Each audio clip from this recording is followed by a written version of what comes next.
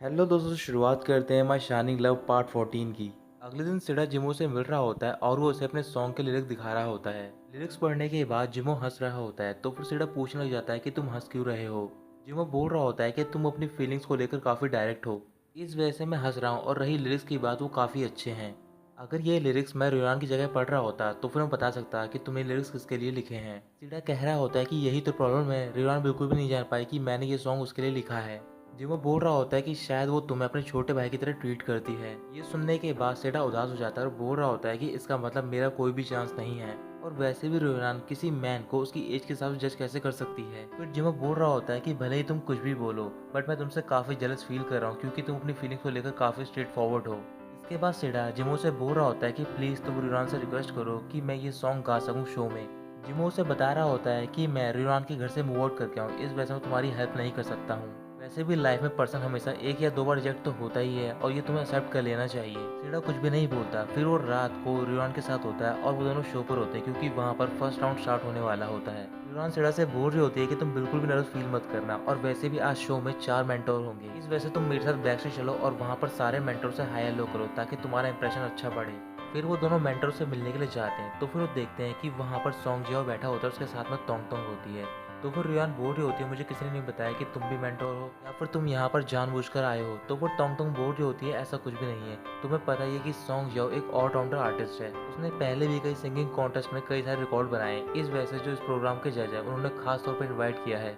वैसे अभी show start नहीं हुआ है, अगर तुम्हें डर लग रहा है तो फिर तुम क्विट कर सकती हो। यूरान क्विट करने से मना कर देती है और वो सिडा को लेकर अपने साथ बाहर चली जाती है। कुछ ही देर बाद शो स्टार्ट हो जाता है तो फिर एक एक करके सारे सिंगर आ रहे होते हैं। लास्ट में नंबर होता है सिडा का। तो फिर जो होस्ट होती है वो अनाउंस करती है सिडा का नाम, और वो बोल रही होती है कि ये अपना ओरिजिनल सॉन्ग गाने जा रहे हैं। वहाँ पर यूरान भी होती है तो फिर ये बात सुनने के बाद वो हैरान हो जाती है क्योंकि उसने सिडा को मना करा होता है ये सॉन्ग गाने से। लेकिन जब सिडा स्टेज पर आ रहा होता है तो फिर उससे कुछ मिनट पहले वो स्टूडियो में जाता है और अपने सॉन्ग को चेंज करवा देता है। फिर वो स्टेज पे पहुंचता है और वहां पर अपना सॉन्ग गाता है। सॉन्ग खत्म होने के बाद सारे जजेस तारीफ कर रहे होते हैं उसकी, सिवाय सॉन्ग जिहाओ के।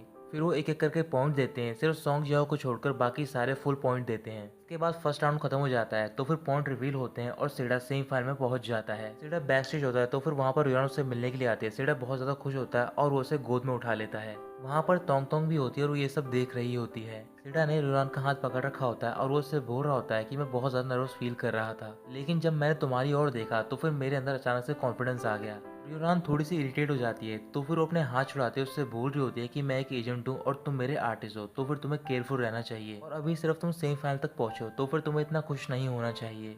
ये कहने के बाद रियोरान वहाँ से चली जाती है। जिमो अपने ऑफिस में होता है और वहाँ पर वो कई सारे डिजाइन ड्राफ्ट कर रहा होता है, बट वो ठीक तरीके से कंसंट्रेट नहीं कर पा रहा होता है। इस वजह से वो कई सारे एक्सक्यूज ढूंढ रहा होता है ताकि वो ऑफिस से बाहर निकल सके, बट वहाँ पर उसका मैनेजर होता है और वो उसे मना कर रहा होता है बाहर जाने से। इसके बाद जिमो मैनेजर से बोल रहा होता है कि मुझे डिजाइन के लिए कोई भी इंस्पिरेशन नहीं मिल रही है। ये बात सुनने के बाद मैनेजर काफी हैरान होता है और वो बोल रहा होता है कि अगर आपको इंस्पिरेशन नहीं मिल रही है तो फिर हमारी कंपनी का क्या होगा। अगर आपको इंस्पिरेशन के लिए बाहर चलना है तो फिर मैं आपके साथ बाहर चल सकता हूँ।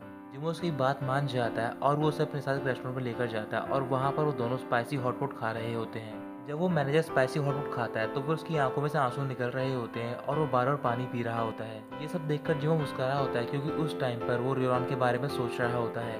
मैनेजर जिमो से कह रहा होता है कि आपको मुझ पर हंसना नहीं चाहिए, तो फिर जिमो बोल रहा होता है कि मुझे इंस्पिरेशन मिल गई, अब तुम मेरे साथ वापस चलो मेरे घर पर। फिर वो होटल रूम पर जाते हैं और वहाँ पर जिमो कई सारे डिज़ाइन ड्राफ्ट करता है। मैनेजर वहाँ पर सो गया होता है तो फिर जिमो उसे उठाता है और वो सारे डिज़ाइन उसे दे देता है। मैनेजर बोल रहा होता है कि मैं बहुत ज़्यादा थक गया हूँ, इस वजह से मैं इसे आज सबमिट नहीं कर पाऊंगा। तभी जिमो बोल रहा होता है कि तुम आज रात के लिए यहीं पर रुक जाओ, मेरे साथ सो जाओ। ये सुनते मैनेजर बोल रहा होता है कि आप काफ़ी वियर्ड हो गए हो, भले ही आप मेरे बॉस हो, मैं आपको एडमायर करता हूँ, बट मेरे भी कुछ प्रिंसिपल्स हैं। अब शायद आप वुमन की बजाय मैन में इंटरेस्टेड हो, और साथ ही में आपको इंस्पिरेशन भी नहीं मिल रही है। क्या ये सब यूरान की वजह से हो रहा है? जिमो गुस्से में आता है और बोल रहा होता है क्या तुम पागल हो गए हो? मैं तुम्हें यहाँ पर रुकने के लिए इसलिए बोल रहा हूँ क्योंकि यहाँ पर 2 बेड हैं। तुमने ही अभी भी बोला कि तुम काफ़ी थके हुए हो। फिर मैनेजर कुछ भी नहीं बोलता और वो चुपचाप वहाँ से चला जाता है। अगले दिन चेनफे अली के क्लिनिक में जाती है और वो उससे बोल रही होती है कि मुझे रियान ने 2 टिकट दी हैं कंपटीशन की, और कल सेमीफाइनल है, इस वजह से तुम्हें मेरे साथ चलना होगा। अली मना कर देता है और बोल रहा होता है कि मैं सिर्फ तुम्हारा डॉक्टर हूँ, ना कि कोई तुम्हारा सर्वेंट हूँ, जहाँ तुम बोलोगे मैं वहाँ पर चलूंगा तुम्हारे साथ। फिर चेनफे बोल रही होती है कि अगर कल तुम मेरे साथ शो में नहीं चलोगे तो फिर मैं यहाँ पर आ जाऊंगी और तुम्हें पूरे दिन परेशान करूंगी। ये बात सुनने के बाद अली उसकी बात मान जाता है और वो जाने के लिए तैयार हो जाता है। रात को जिमो सिडा के साथ कोर्ट में होता है और वहाँ पर बास्केटबॉल खेल रहा होता है, लेकिन सिडा एक भी बास्केट नहीं कर पा रहा होता, तो फिर वो थक कर बैठ जाता है। फिर जिमो बोल रहा होता है कि मैंने देखा तुम्हारा शो और तुम काफ़ी पॉपुलर हो गए। उसके बाद सिडा जिमो को थैंक यू बोल रहा होता है और कह रहा होता है कि अगर आप मुझे इंकरेज नहीं करते तो फिर मैं वो गाना नहीं गाता। जिमो बोल रहा होता है कि अब तो रियोन काफ़ी खुश होगी क्योंकि तुम्हारी पॉपुलैरिटी बढ़ रही है। सिडा मना करता है और वो जिमो को बता रहा होता है कि आजकल रियोन काफ़ी चुप रहने लगी है। पहले वो मेरे ट्रेनिंग रूम में आती थी मुझे सुपरवाइज करने के लिए, बट वो आजकल नहीं आती है। तभी सिडा खड़ा होता है और बोल रहा होता है कि कल का दिन मेरे लिए काफ़ी इंपॉर्टेंट है क्योंकि कल मेरे शो का सेमीफाइनल है और मैं चाहता हूँ कि तुम भी वहाँ पर आओ। अगर तुम वहाँ पर आओगे तो फिर तुम्हें देखकर रियोन काफ़ी खुश होगी। जिमो मना कर देता है तो फिर सिडा उसके हाथ से बास्केटबॉल लेता है और उससे बोल रहा होता है कि अगर मैंने स्कोर कर दिया तो फिर तुम्हें कल आना होगा, ये बैट है हमारी। जिमो ये बैट लगा लेता है तो फिर सिडा आसानी से बास्केट कर देता है और जिमो को उसकी बात माननी पड़ती है। अगले दिन सिडा रियोन के साथ शो पर होता है तो फिर वहाँ पर डायरेक्टर आते हैं और वो उसे समझा रहे होते हैं उसकी एंट्री के बारे में। समझाने के बाद डायरेक्टर वहाँ से चले जाते हैं, तभी वहाँ पर जिमो पहुँच जाता है। तो फिर जिमो को देखने के बाद रियोन सिडा से बोल रही होती है कि तुमने इसे यहाँ पर क्यों इन्वाइट किया है। सीडा रिरॉन से बोल रहा होता है कि मेरा यहाँ पर कोई फ्रेंड नहीं आया था, इस वजह से मैंने जिमो को इनवाइट किया और साथ ही उसने मेरी काफ़ी हेल्प भी की है। तभी वहाँ पर चैनफे और आली भी पहुँच जाते हैं। फिर इसके बाद रियोरान डायरेक्टर के रूम की ओर जा रही होती है। आली जिमो से पूछ रहा होता है कि तुम यहाँ पर क्या कर रहे हो, तो फिर जिमो बोल रहा होता है कि मैंने सीडा से बैट लगाई थी, अगर वो मेरे अगेंस्ट बास्केट कर देगा तो फिर मैं उसके शो में आऊँगा। जैसा कि तुम देख सकते हो कि मैं यहाँ पर आया हूँ, तो फिर तुम्हें रिजल्ट पता ही चल गया होगा। ये सुनने के बाद अली थोड़ा सा सरप्राइज होता है और वो बोल रहा होता है कि तुम हमारे कॉलेज के बेस्ट प्लेयर थे बास्केटबॉल के और उसने तुम्हारे खिलाफ स्कोर कर दिया। जिमो बोल रहा होता है कि शायद मुझे काफ़ी दिन हो गए बास्केटबॉल खेले हुए, इस वजह से मेरी प्रैक्टिस छूट गई है। रियोरान डायरेक्टर के रूम में जा रही होती है, तभी वहाँ पर दो स्टाफ मेंबर उसे आकर रोक लेते हैं और बोल रही होती है कि तुम्हें तो सिडा के साथ होना चाहिए क्योंकि वो इंटरव्यू दे रहा है एक रिपोर्टर को। रियोरान बोल रही होती है कि मुझे तो इंटरव्यू के बारे में किसी ने नहीं बताया।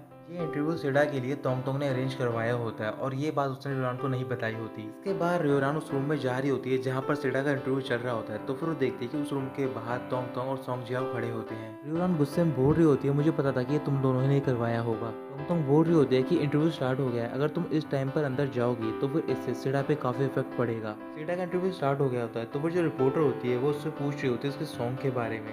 सिडा बता रहा होता है कि ये सॉन्ग मैंने ही लिखा है और साथ ही में कंपोज करा और ये एक तरीके से कन्फेशन सॉन्ग है। फिर वो रिपोर्टर पूछ रही होती है कि इस सॉन्ग में तुमने एक लेडी के बारे में जिक्र किया है, क्या हम पूछ सकते हो कि वो लेडी कौन है। इस क्वेश्चन का जवाब देने से सिडा मना कर देता है और वहाँ से जा रहा होता है। तभी वो रिपोर्टर बोल रही होती है कहीं वो लेडी तुम्हारी एजेंट रियोरान तो नहीं है। तभी उस रूम में रियोरान पहुंच जाती है और फिर वो कैमरा छीनने की कोशिश कर रही होती है। तभी वहाँ पर तोंग तोंग और सोंग जियाओ आते हैं और वो भी कैमरा छीनने की कोशिश कर रहे होते हैं। तो स्टाफ मेंबर डायरेक्टर को बुलाकर लाते हैं वहाँ पर। फिर डायरेक्टर ये सब देखता है और उन सबको दूर करता है। रियोरान सिडा को अपने साथ बाहर लेकर जाती है और वो उससे बोल रही होती है कि तुम मुझे सच सच बताना, जिस लेडी का जिक्र तुमने अपने सॉन्ग में किया है क्या वो लेडी मैं हूँ। सिडा हाँ बोल देता है। तो फिर इस वजह से रियोरान काफ़ी गुस्से में आती है और वो बोल रही होती है कि पहली बात तो ये तुम्हें ये सॉन्ग लिखना ही नहीं चाहिए था। तुम देख ही सकते हो कि तुम्हारी एक कमजोरी उन दोनों के हाथ में आ गया, अगर गलती से ये वीडियो ब्रॉडकास्ट हो गया तो फिर तुम्हारा क्या होगा। सिडा बोल रहा होता है कि मुझे कोई फर्क नहीं पड़ता कि वो लोग मेरे बारे में क्या बात करेंगे, बस मेरे लिए इंपॉर्टेंट ये है कि मैं तुम्हारी केयर करता हूँ। रियोन बोल रही होती है कि तुम चाहते हो मैं तुम्हारी फीलिंग को एक्सेप्ट करूँ, बट ऐसा नहीं हो सकता क्योंकि तुम काफ़ी यंग हो और तुम्हें मेरे ग्रेटिट्यूड को लव की तरह ट्रीट नहीं करना चाहिए। सिडा बोल रहा होता है कि पहले मुझे लगा था कि ये ग्रेटिट्यूड है, लेकिन बाद में रियलाइज़ हुआ कि मैं वाकई में तुम्हें पसंद करता हूँ। रियोन का गुस्सा और भी बढ़ जाता है और वो बोल रही होती है कि मैं तुम्हारी एजेंट हो और तुम मेरे आर्टिस्ट हो और वैसे भी मैं अपनी पूरी लाइफ में किसी आर्टिस्ट से प्यार नहीं करूँगी दोबारा। अब सर तुम्हारे पास दो ही रास्ते हैं, या तो तुम हार्ड वर्क कर सकते हो या फिर दूसरा तुम मेरे साथ कॉन्ट्रैक्ट टर्मिनेट कर सकते हो और ये तुम्हें डिसाइड करना है। और जो भी मैंने सारी बातें बोली हैं बिल्कुल सच हैं। और ये कहकर रियोरान चली जाती है। वहीं पास में जिमो भी खड़ा होता है और वो ये सारी बातें सुन लेता है। इसके बाद शो स्टार्ट हो जाता है तो फिर एक एक करके कंटेस्टेंट आ रहे होते हैं। फिर सिडा का भी नंबर आता है। जब सिडा स्टेज पर पहुंचता है तो फिर उस टाइम पर वो सारी बातें सोच रहा होता है जो कि रियोरान ने उससे बोली होती है। सिडा माइक लेता है, पहले तो सारे मेंटर से माफी मांगता है, फिर वो बोल रहा होता है कि मैं यहाँ पर अपनी अनाउंसमेंट कर रहा हूँ रिटायरमेंट की। वहाँ पर रियोरान और जिमो भी पहुँच जाते हैं और ये सुनने के बाद वो सारे काफ़ी सरप्राइज होते हैं। इस वजह से शो को बीच में ही कैंसिल करना पड़ता है। तो फिर डायरेक्टर तोंग तोंग को डांट रहे होते हैं और बोल रहे होते हैं कि सिडा क्या करना चाहता है। इतने सारे रिपोर्टर यहाँ पर आए थे और उसने अपनी रिटायरमेंट अनाउंस कर दी और सारे लोग रियोरान को गोल्ड मेडल ब्रोकर बोलते हैं, बट वो कैसा आर्टिस्ट लेकर आई है। फिर वहाँ पर रियोरान आती है और डायरेक्टर से माफ़ी मांग रही होती है। तो फिर डायरेक्टर बोल रहा होता है कि तुम्हें क्या लगता है कि माफ़ी मांगने से सब कुछ ठीक हो जाएगा। आज हमारे शो का सेमीफाइनल था और मैंने कई सारी चीज़ें अरेंज करवाई थी, उन सारी चीज़ों की रिस्पॉन्सिबिलिटी कौन लेगा। तो फिर रियोरान बोल रही होती है कि मैं उन सारी चीज़ों की रिस्पॉन्सिबिलिटी लूंगी और ये कहकर वो बाहर चली जाती है। बाहर पहुंचते वो देखती है कि काफ़ी तेज बारिश स्टार्ट हो गई होती है। फिर वहाँ पर जिमो पहुंच जाता है अम्ब्रेला लेकर। इधर आली और चैनफे सेडा के पास जाते हैं तो फिर चैनफे पूछ रही होती है कि तुमने अनाउंसमेंट क्यों करी रिटायरमेंट की। सेडा बोल रहा होता है कि ये सब मीनिंगलेस है और वैसे भी अब रियोना मुझसे नहीं मिलना चाहेगी क्योंकि मैंने अपनी फीलिंग कन्फेस कर दी है उसे, और साथ ही में उसने मुझे उसी टाइम पर रिजेक्ट कर दिया। तो फिर चैनफे गुस्से में बोल रही होती है, तुम्हें पता है लिनवान के बारे में, उसकी वजह से रियोन को क्या क्या झेलना पड़ा था। अगर उसने तुम्हें रिजेक्ट भी कर दिया था तो फिर तुम्हें शो तो फिनिश करना चाहिए था। सेडा बोल रहा होता है कि मैं रोलान के बिना कुछ भी नहीं कर सकता हूँ। फिर चैनफे सेडा को समझा रही होती है कि किसी को प्यार करना मतलब ये नहीं होता कि तुम इम्पल्सिव हो जाओ, लेकिन अगर तुम एक बार ध्यान से सोचते हैं कि अगर तुम्हें रियान के साथ रहना है तो फिर तुम अपने फीलिंग को छुपाना चाहिए था। रात को जिमो और रियान साथ में जा रहे होते हैं तभी रियान रुक जाती है और वो उससे बोल रही होती है कि तुम मुझे सच सच बताना, क्या तुम्हारे दिल में वाकई में मेरे लिए फीलिंग्स थी, या फिर मैं ऐसे कहूँ क्या तुम मुझसे वाकई में प्यार करते हो। तो दोस्तों यही खत्म होता है पार्ट 14।